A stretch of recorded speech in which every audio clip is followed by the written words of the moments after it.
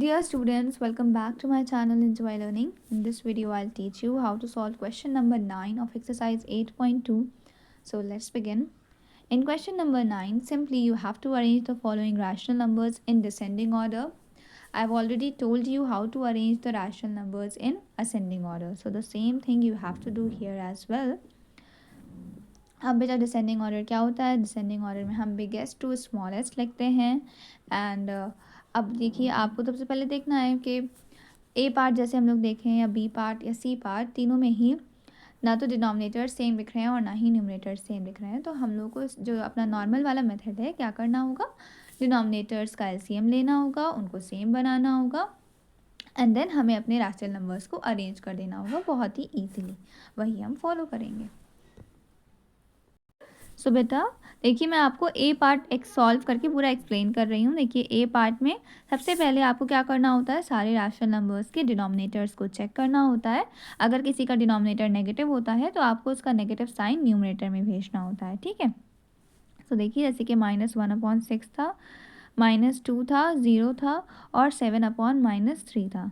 तो बस हमने क्या किया, देखिए जैसे कि 7/-3 है तो हमने उसका जो माइनस साइन है हमने उसको न्यूमरेटर में भेज दिया। तो देखिए बेटा सिंपली क्या बन गया, -7/3 बन गया। अब हमारे पास डिनोमिनेटर्स हैं 6, 1, 1 एंड 3। तो 1 से तो कोई इफेक्ट पड़ता नहीं है ना, हमने 6 और 3 का जल्दी से एलसीएम लिया and we got it equal to 6। So LCM of 6 and 3 is 6। अब हमें सबके डिनोमिनेटर्स को हमें 6 बनाना है। तो फर्स्ट वाला तो हमारा -1/6 पहले से ही था, देन -2/1 है। सो 1 में हम लोग क्या मल्टीप्लाई करें जो 6 बन जाए, simply we will multiply by 6। So in the numerator also will multiply by 6।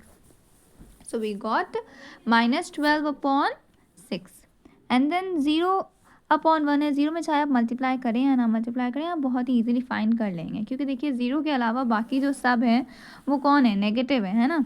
चाहे हम -1/6 देखें, चाहे हम -2/1 देखें, है ना, या फिर -7/3 देखें, ये सब नेगेटिव है और 0 के अलावा बाकी सब नेगेटिव है। तो आपको पता है कि 0 सारे नेगेटिव नंबर से बड़ा होता है ना। तो 0 तो सबसे स्टार्टिंग में ही आना है डिसेंडिंग ऑर्डर में, बट स्टिल हम लोग कर ले रहे हैं, नो प्रॉब्लम।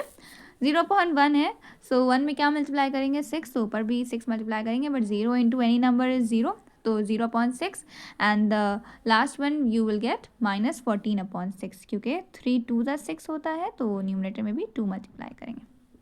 सो अब हमारे नंबर्स आ गए सिंपली, और फिर बेटा हमें डिसेंडिंग ऑर्डर में अरेंज करना है। तो हमको पता है कि बाकी सारे नेगेटिव हैं और 0 है, माना 0 के अलावा बाकी सारे नेगेटिव हैं, तो 0 सारे नेगेटिव नंबर से ग्रेटर होता है। तो सबसे बड़ा तो 0 ही हो गया। तो डिसेंडिंग ऑर्डर है तो स्टार्टिंग में बिगेस्ट लिखना होता है, तो starting will be from 0। Then after that हम हमारा कौन है, -1/6, -12/6, -14/6। तो इन सब में से सबसे बड़ा कौन है, -1/6, देन -12/6 एंड देन -14/6। अब जैसे कि प्रीवियस क्वेश्चन में बताया था कि यहीं पे आपको अपना आंसर नहीं लीव कर देना है क्योंकि आपको जो आंसर देना है वो क्वेश्चन में जो रैशनल नंबर्स आए थे उनके टर्म्स में देना है ना। तो आपको देखना होगा कि ये -1/6 क्या था, -1/6 ये था फर्स्ट वाला, तो फर्स्ट वाला तो यही है -1/6। फिर -12/6 कहाँ है, ये सेकेंड वाला जो रैशनल नंबर था क्वेश्चन का, तो सेकेंड वाला कौन था, ये था ओरिजिनली। तो जो ओरिजिनल था वो आपको यहाँ पे लिखना है -2/1। ये तो हमारा -2/1 का इक्विवेलेंट फ्रैक्शन है ना, हमने मल्टीप्लाई करा है न्यूमरेटर डिनोमिनेटर में। तो जो हमारा ओरिजिनल वाला था बेटा वो लिख देंगे सिंपली। एंड सिमिलरली -14/6 किसका इक्विवेलेंट है, -14/6 इससे बना है, तो ये लास्ट में लिख देंगे -7/3। सो इन दिस वे हमारे रैशनल नंबर्स अरेंज हो गए in the descending order. And now बेटा B and C part are for you, do it on your own. All the very best.